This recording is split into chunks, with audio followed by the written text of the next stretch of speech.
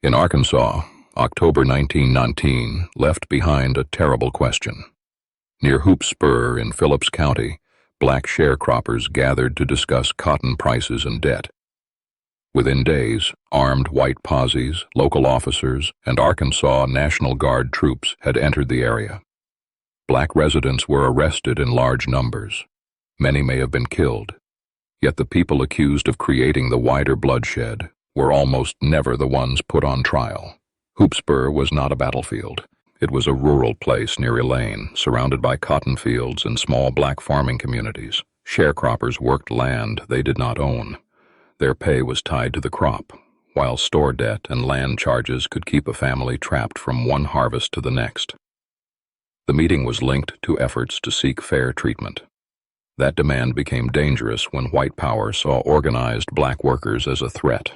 The first shooting began near the meeting, but the exact details remain disputed. A white officer was killed and another white man was wounded. After that, the story changed shape. Local reports and officials described a black uprising. Rumors spread that a planned rebellion was underway. The evidence does not prove that such a wide plot existed, but the claim helped turn one violent encounter into a campaign against an entire community. Governor Charles Brough called in Arkansas National Guard troops. Their presence gave the operation the look of lawful force, but records, later testimony, and historical research show that black people were swept up, held, and questioned while armed white men moved through the county. The number of dead is still unknown. Estimates have ranged widely, and incomplete records make certainty impossible. That uncertainty is part of the case, not a reason to dismiss it. Phillips County stood in the rich Arkansas Delta, where cotton shaped nearly every part of life. The crop filled warehouses and tied local wealth to the labor of black families. Landowners, merchants, sheriffs, judges, and newspapers did not hold equal power with the people who picked the cotton. When black workers challenged the debt system, they were not only asking about money, they were pressing against the local order. In the days that followed, armed groups entered black neighborhoods and farms. Accounts differ on what happened at each place. Some reports spoke of fighting. Other testimony described killings and attacks on black residents who were not part of any armed resistance. Historians have warned that the record was shaped by people who controlled the weapons, the courts, and much of the public story. The facts are painful. The gaps are painful too. The official account placed blame on black people.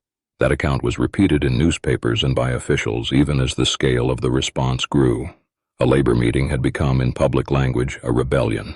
Once that word took hold, arrests could be called protection, and armed white action could be treated as a reply. The language did not merely describe events. It helped decide whose fear mattered.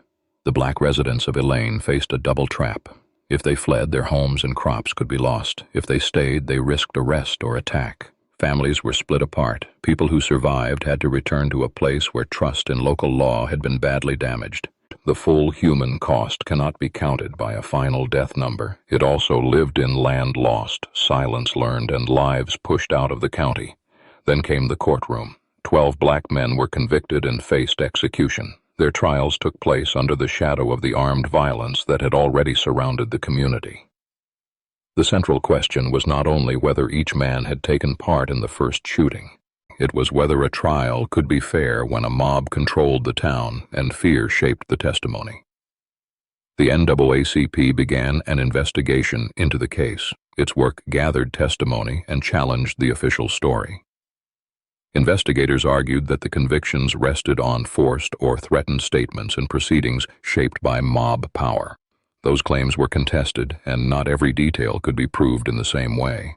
But the investigation brought the case beyond Phillips County and placed Arkansas before the highest court in the nation. The state defended the convictions. Its position treated the state courts as the proper place to review what had happened. That argument mattered because federal courts often had limited power to examine state criminal trials. A man could claim that his rights had been violated, yet still find the courthouse door nearly closed if the state court had formally approved the conviction. The case reached the U.S. Supreme Court as Moore v. Dempsey. In 1923, the court ruled that a state conviction could not stand if the trial had been dominated by a mob. and the state court had failed to protect the accused. The decision did not settle every disputed fact from Elaine. It did something narrower, but powerful. It said that a courtroom could not become a mask for mob rule. That ruling changed federal protection for fair trials. It gave federal courts a stronger path to review state convictions when violence and public pressure had destroyed due process. Due process means the basic rules that make a legal hearing fair. In Elaine, the court did not declare that every allegation was true. It recognized that the process itself could be corrupted before a verdict was reached. The 12 men were eventually released after the legal fight, but that was not the same as justice for the massacre. The record does not show a matching campaign of punishment against the armed white groups accused of attacking black residents. No final count can restore the dead. No court order could rebuild every family or return every lost crop. A legal victory arrived while the larger crime remained largely unpunished. This is the contradiction at the center of Arkansas's case. The state had enough force to send troops into the Delta and enough authority to arrest black men. It did not use that same power to fully examine the violence carried out by white posses and local actors. That imbalance was not an accident of language alone. It grew from a system that treated black resistance as proof of guilt and white control as proof of order. Some details remain beyond recovery. The exact number of people killed is disputed. The first exchange of gunfire cannot be rebuilt with complete confidence. Eyewitness accounts conflict, and some testimony was gathered under conditions that raise serious questions. A careful history must leave those points open. But uncertainty about the first shots does not erase the documented mass arrests, military presence, prosecutions, and court challenge that followed. The records also show how a community can vanish from public memory without disappearing from history. For years, Elaine was often treated as a local disturbance or a story of alleged rebellion. That frame pushed the suffering of black residents to the edge. Later historians, court records, newspaper reports, eyewitness accounts, and the NAACP investigation helped reopen the file, but no archive can fully recover what fear kept people from saying. The massacre was tied to the wider tensions of 1919. Black veterans returned from World War I with strong claims to citizenship. Across the country, labor disputes and racial violence were rising.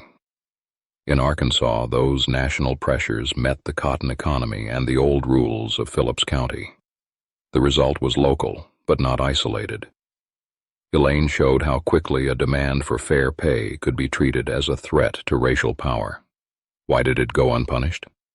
Because punishment followed the official story. White violence was framed as defense. Black fear was recast as rebellion. Local courts operated inside the pressure of the mob, and state authorities strengthened the response instead of fully investigating it. Only after the NAACP carried the case to the Supreme Court did one part of that system face a serious legal check. Moore v. Dempsey changed the law. But law is not the same as memory, and memory is not the same as repair. The decision protected the right to a fair trial for the 12 men. It did not name every person killed at Hoop Spur. It did not force Arkansas to produce a complete death record. It did not make Phillips County answer for every family harmed in October 1919. The Elaine massacre remains unpunished in the deepest sense because the record never delivered equal judgment. It preserves the names of accused men more clearly than the names of many victims. It records official claims more neatly than the private truth of frightened families. Yet it also preserves a warning. When one side controls the guns, the courts, and the story, justice can fail before the trial even begins.